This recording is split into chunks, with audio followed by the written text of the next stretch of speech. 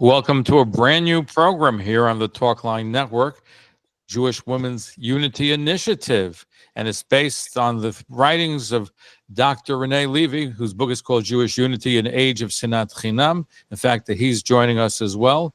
And my wife, Rabbanit Adena Berkowitz, who's a scholar in residence at Kol Neshama in New York, a therapist in private practice. And we're joined by Mrs. Rooksie David, who is a teacher dealing with all kinds of issues affecting the Jewish community. And she has a weekly women's class on her podcast called Hitting the Books with Rooksie David. So everybody, welcome to a brand new program to foster Jewish unity. Let me begin with you, Dr. Rene Levy, because you wrote the book, and I know in 2016 was a big year where we saw a lot of hatred, and after October 7th, we have anti-Semitism, we have all kinds of problems that we have. So let's begin with you with a thought about why you feel it's so important to have a Jewish women's unity. There are three reasons. The first one is that man had 19 centuries to make some progress, and we haven't made a lot of progress. And the other is that this topic requires introspection and self-awareness, and it is well established that women are particularly able when it comes to introspection. And there are objective data showing that in a general population, the curve of measurements of quantitative measurements of empathy show that women score higher than men. And also in our tradition, our sages have predicted that generations will not be redeemed but for the merit of the righteous women of that generation.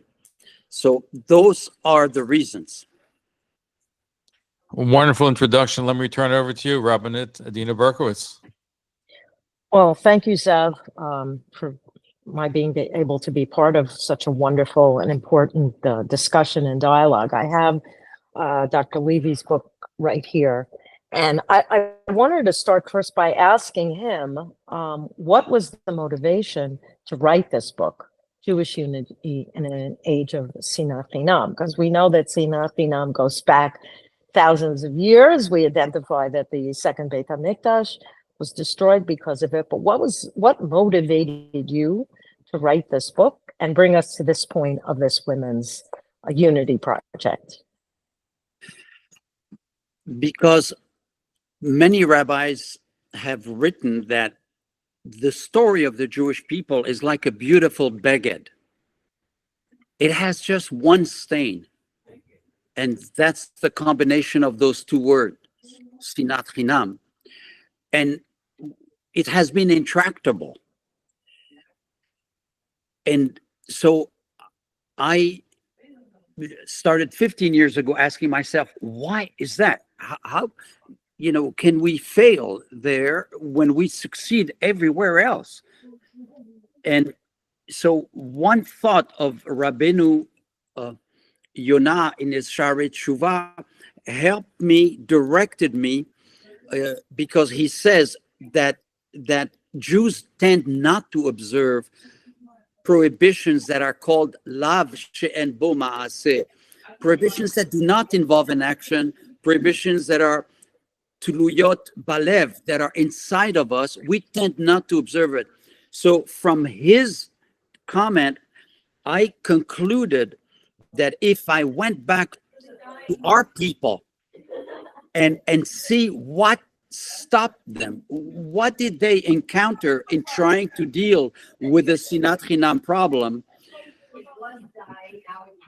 and I interviewed, more than 2,000, I should say most of them Orthodox Jews, and I had private meetings with many people.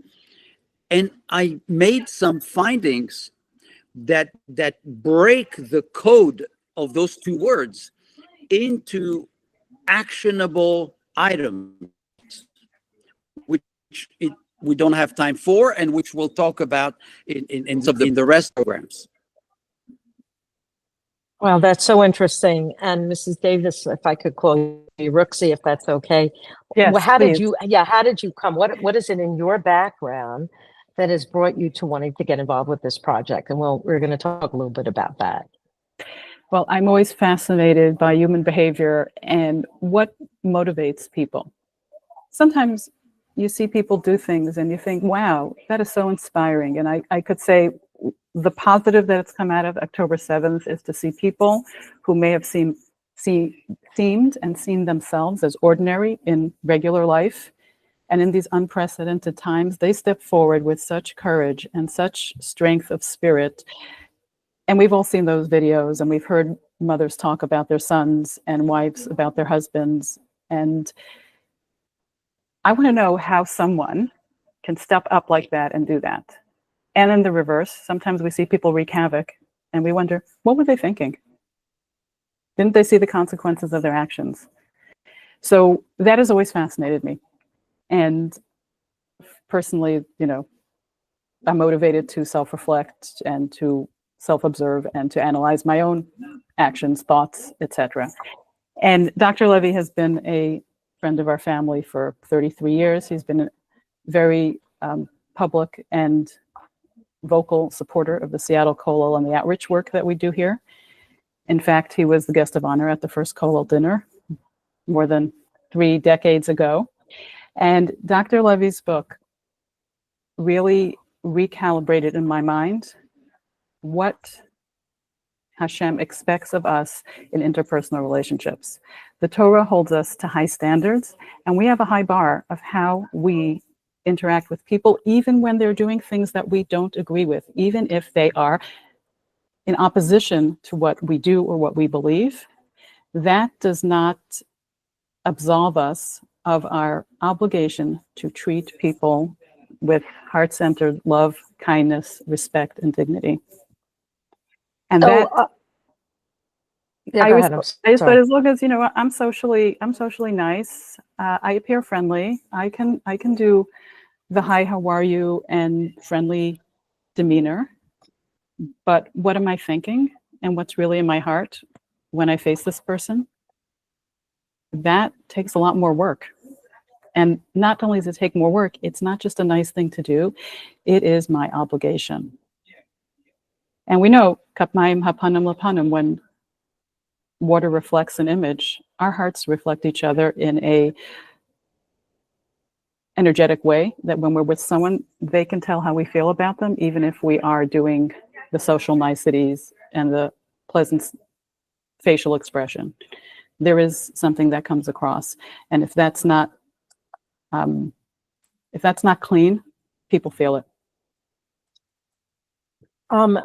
So I want to take us back to before October 7th, where something happened that I think was probably the lowest point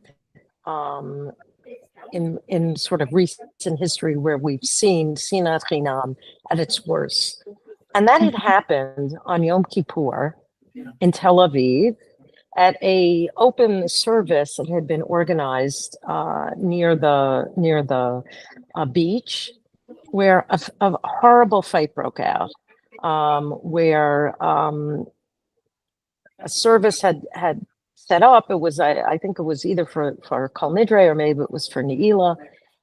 And there was a fight about the fact that there was a mechitza there, and secular people came and literally were tearing sidurim, the machzorim apart, and brawls and fighting. And then it was that just a short time after October 7th happened, and people really pointed to this and said, you know, when you want to see what happens where the rest of the world sees how divided we are, that's when, like, our troubles, you know, really come about. So in a post-October 7th world, where we've seen in Israel attempts to really bridge this divide, my question is, can it last? There's a concern with the potential effects of trying to conscript yeshiva students, you know, is that, you know, what effect is that going to have? So that's one thing. And I wonder, as a general approach, you know, just looking back to Israel, there was a slogan that became popular in which people said that when we say "Ve'ahavta l'reacha kamocha," we should really reread it. What do you mean? Revise it a little. What way? They say "Ve'ahavta l'reacha asher lo kamocha." That as the Dr. Rav, Rabbi Avram Yehoshua Heschel, blessed memory, was the one who said, it's easy to love lovable people. It's easy to love people like you. But what about people that are not like you? In fact, what about people that for some reason you really don't like? You don't like them, how can you love them? So I sort of throw that out as a general question, especially before we even get to America, but in terms of what we're seeing, what we saw in Israel and what we're seeing now. Wow. So there's a lot to unpack in what you've opened up for us. A few things come to mind. I want to just preface this by saying, you know, it is definitely above my pay grade to discuss, you know, the political situation in Israel, the conscription of Haredi men into the army, etc. I'm not well versed in that. I'm very rooted in America with my heart in Israel, and my prayers towards Israel, but not so much savvy about the political situation. What I would like to share came to mind when you mentioned the incident on the beach, and now the push for, again, the Haredi conscription into the army. And the big question is, why can't we just all get along? Why can't we just all get along? You know, and we call Hashem our Father in heaven, you know, Avinu Malkeinu. And there's a beautiful song I heard recently, and that says in Yiddish, to the rest of the world, you're the king, but to me, you're my father. The relationship is much more personal. And don't parents just want those kids to get along? What's the worst thing for a parent if their own flesh and blood are fighting with each other? So a number of years ago, I don't know how many, 5, 6, certainly before October 7th, my husband and I were in Israel, and we took a cab to the tomb of Shmuel Hanavi. And as one of the highlights of a trip to Israel is usually the conversation with the cab driver. And this cab driver did not disappoint. He was telling us about his background. He started quizzing my husband in Talmud and Gemara, and he knew many Mishnayot by heart. Then he asked my husband what he did. And he said about himself, and this is all going on in Hebrew, he was born in Morocco. Family was very poor, but his father really wanted the boys to learn Torah, and they would have a tutor who would teach them Mishnah, and they'd have to know it by heart. And if they knew enough Mishnayot by heart, they'd get a candy, which was a luxury item for this family. Then they moved to Israel, and they just assimilated into secular Israeli society. And one day, this boy, who's now a man, is watching television on Shabbat, and he sees some demonstration somewhere in the part of the city where there are Haredi people being beaten by a police officer on horseback who was hitting the demonstrators with a baton. And he said, I did not move to Israel to see Jews hit each other. And he turned off the TV and went to where the demonstration was taking place.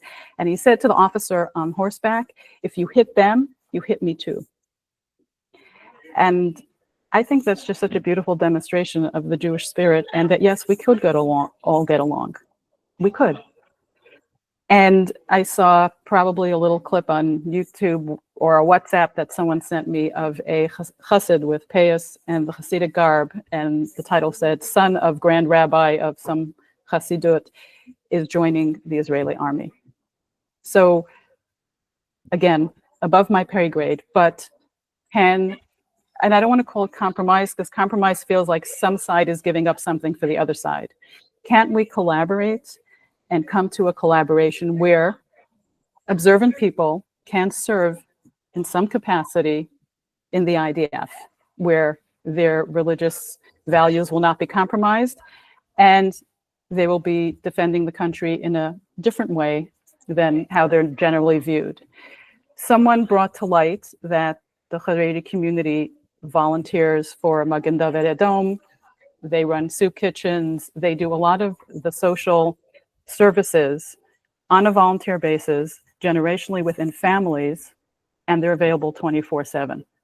And that is a service that helps support the fabric of Israeli society that does need to be recognized. So again, I'm sharing with you things that have come across my purview, but I am a big believer in community and collaboration. And there are great minds who I'm sure can sit at the table and figure out things that will be palatable to both sides. And when we withdraw, this is to me, I think, the pivotal reframing that I learned through Dr. Levy's book. Sinat Chinam is when we retract from the other person and we withdraw. And it's that withdrawal that will then separate people and polarize them to, you believe in this and I don't, therefore I hate you.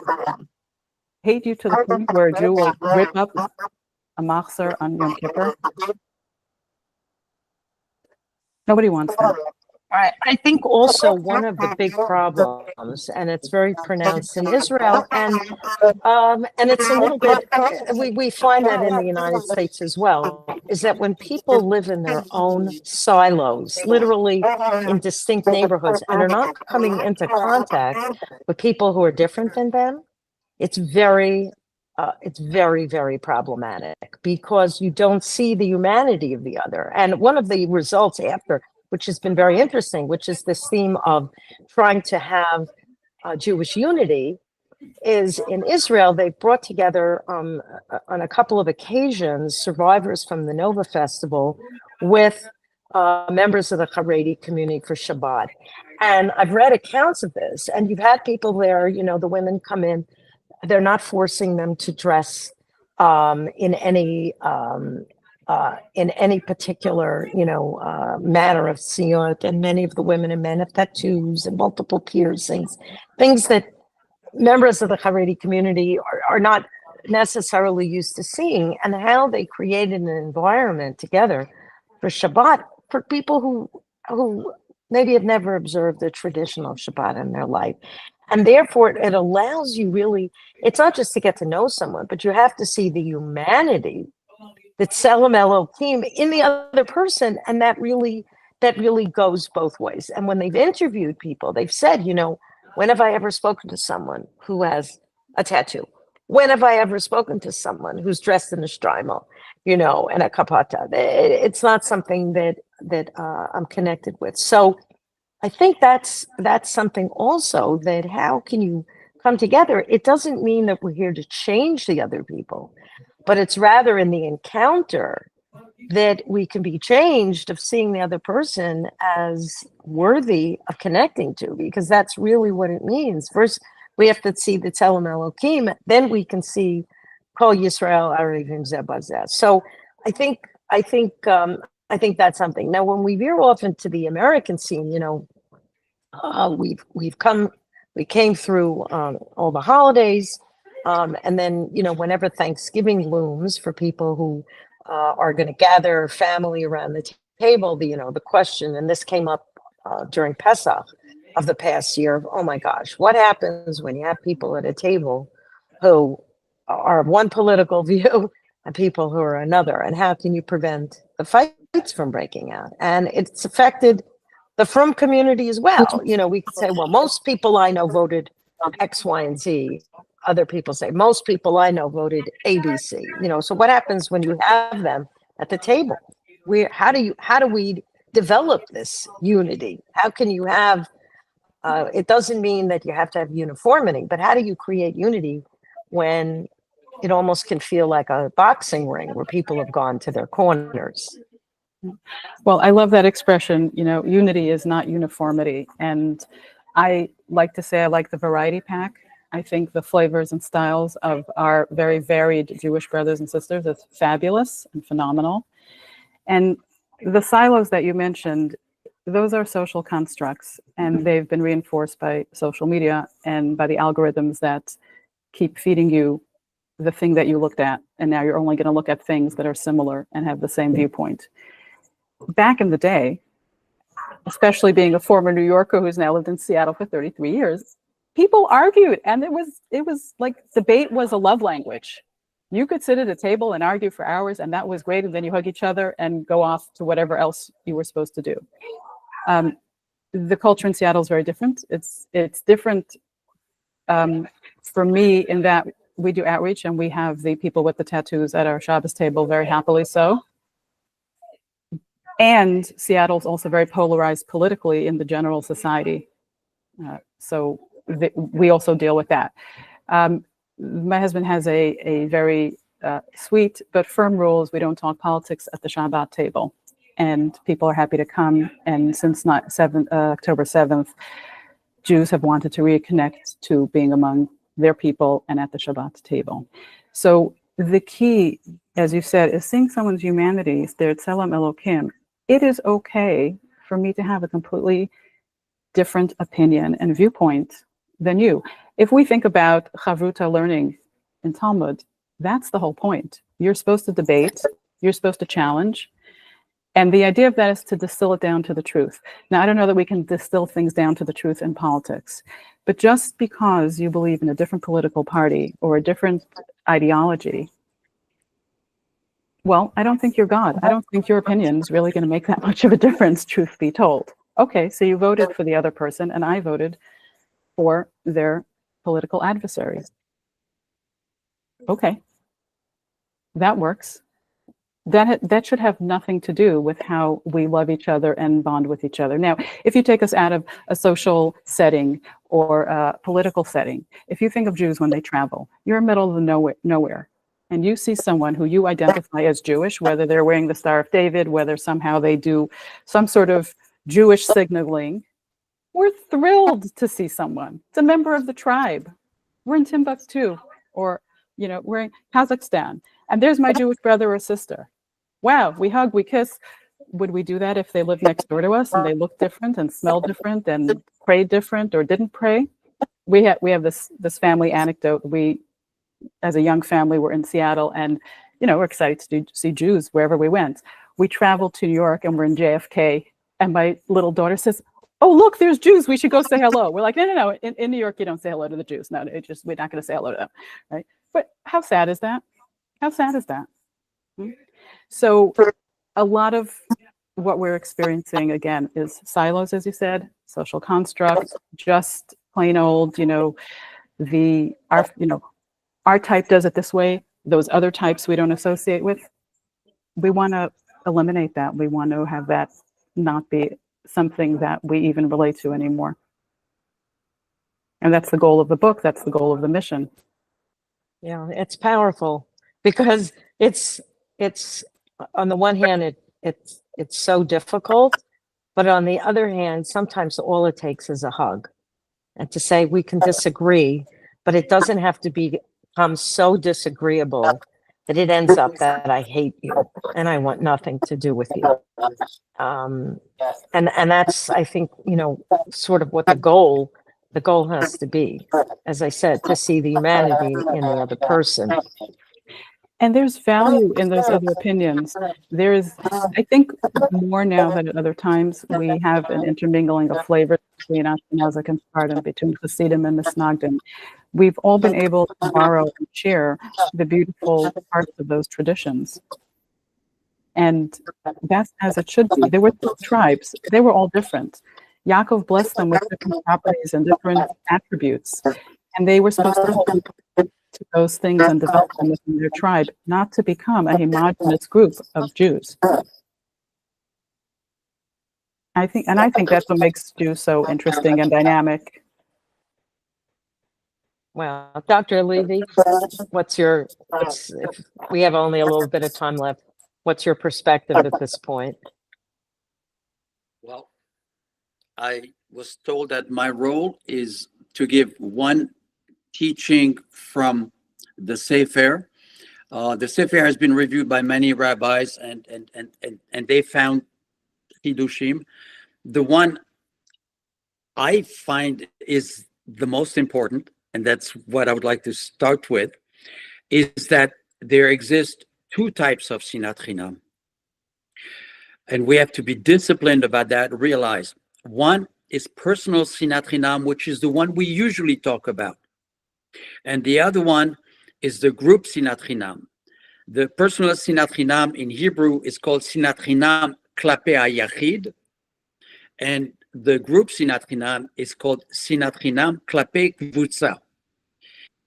The group Sinat Chinam is the one which is the most dangerous because it is the enemy of our national unity, whether in the diaspora and certainly in Israel.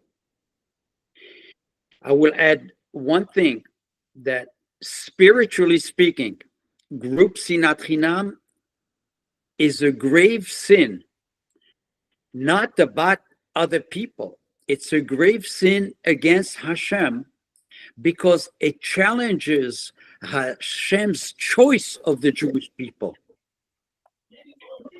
Rabbeinu Yonah says that what you do is you abandon Hashem when you do that.